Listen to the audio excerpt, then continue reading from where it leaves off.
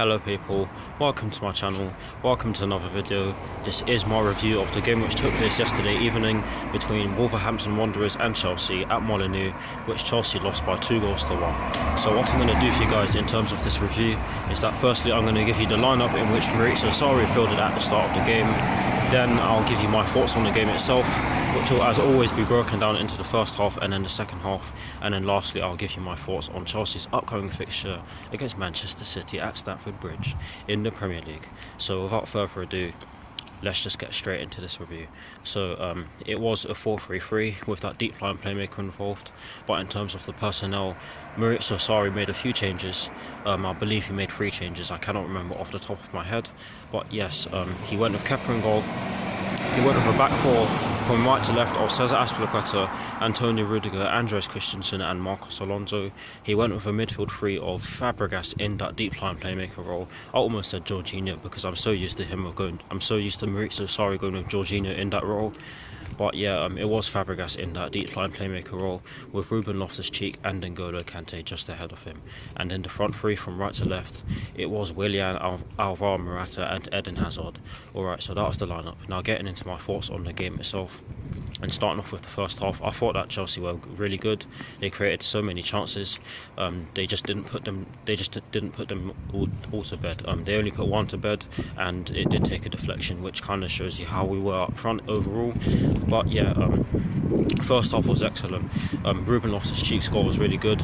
I would have preferred if his shot did go in without taking a deflection, but it did take a deflection, and it is still his goal because his shot was on target.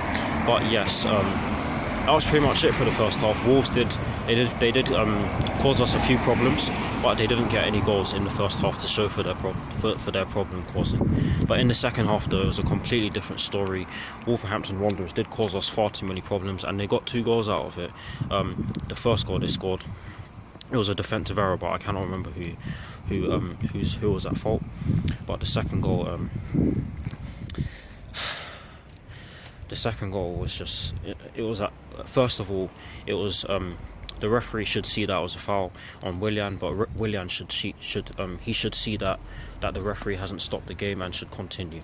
But yeah, I don't think that was not a foul. I think it was a foul, but Willian should have continued. So he was at fault for that, but you can see why he stopped.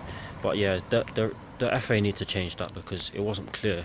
It wasn't clear that it obviously wasn't. The referee didn't really see it.